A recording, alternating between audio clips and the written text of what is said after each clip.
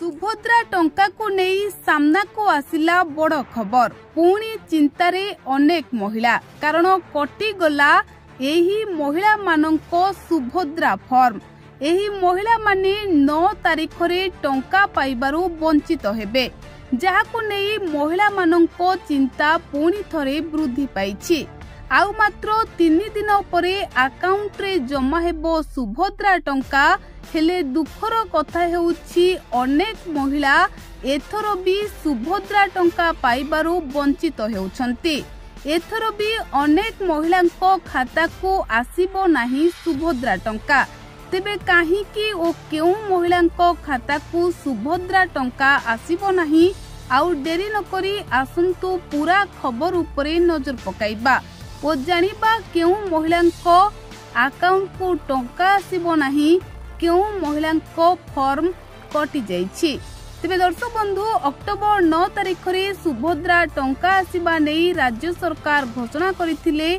दुर्गा पूजा पूर्वरु महिला मानंको खाता को 5000 टंका सरकार सुभद्रा टंका पठाइबा को घोषणा करिथिले। एहा परे समस्त महिला मानंको मनरे खुशीर लहरी खेली जाइथिला। किंतु वर्तमान जो घटना सामना को आसीछि कि अनेक महिला एथर मध्य सुभद्रा टंका पाइबारु वंचित हेउछंती। आउ सेही महिला मानंको फॉर्म एथि पई कटिछि जे राज्य सरकार सुभद्रा टंका को नहीं अनेक गाइडलाइन आनिथिले।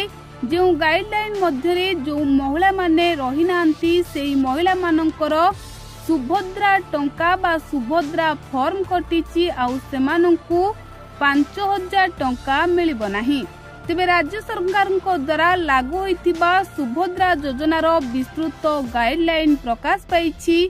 जो हिताधिकारी को मासको 1500 और वर्ष को 18000 टंका सरकारी सहायता मिलुथिबो, सेमाने एही योजनारू अयोग्य हेबे।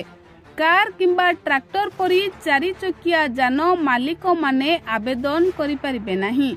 जलसेचित जमी 5 एकर रु अधिक थिले अयोग्य हेबे। अण जलसेचित जमी 10 एकर रु अधिक थिले से सुभद्रा योजना पाई योग्य नहंती। एही महिला माने टंका पाइबारु वंचित हेबे बोली कुहा जाउछि, जाहाकु नेई वर्तमान अनेक महिला चिंतारे पड़िछन।